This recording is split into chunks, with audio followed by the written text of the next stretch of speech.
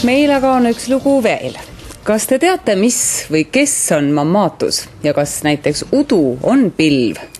Või kas teate seda, et tänavu 19. jaanuaril saadi Põlvamaal pildile pärlmutter pilved, mis on Eestis vaieldamatult väga harukordne nähtus.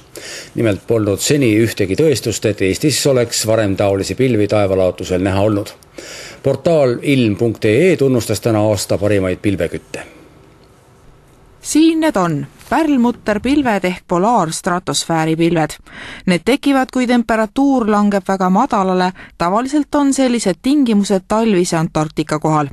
Neid nähakse Norras, Islandil, ka Põhja-Ameerika arktilistel aladel, mägimaastikul, kuid peaaegu mitte kunagi Eestis. Seda haruldasem on, et pilvekütt Riho Kaur need Põlvamaal pildile sai.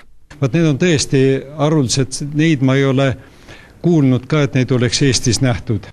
Osaleda konkursil võisid kõik, kel oli tahtmist ja aega kaamera taeva poole pöörata.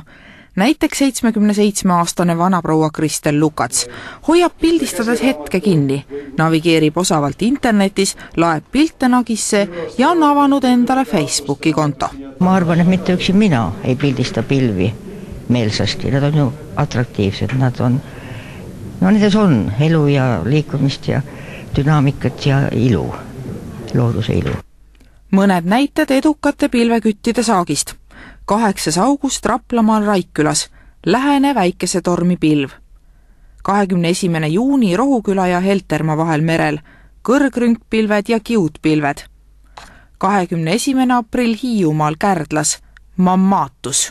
Mammaatuse puhul on nagu pilve alume pilt nagu suurte mullidega kaetud, et need on tõesti nagu suured mullid, isegi udaraid meenutavad pilved. Et see just muudabki selle unustamatuks, et kui inimene on mammaatust näinud tõesti hästi välja kujunenud mammaatus, siis ta ei unusta, et see on tõesti see välimus niivõrd eripärane.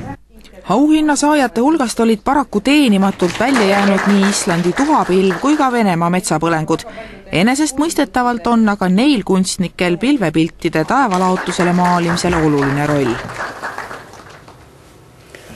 Aga homme, nagu kuulsite, on Eestimaa taevas täiesti tavalised lumepilved, nii et olge ettevaatlikud. Ja ilusat õhtut teile!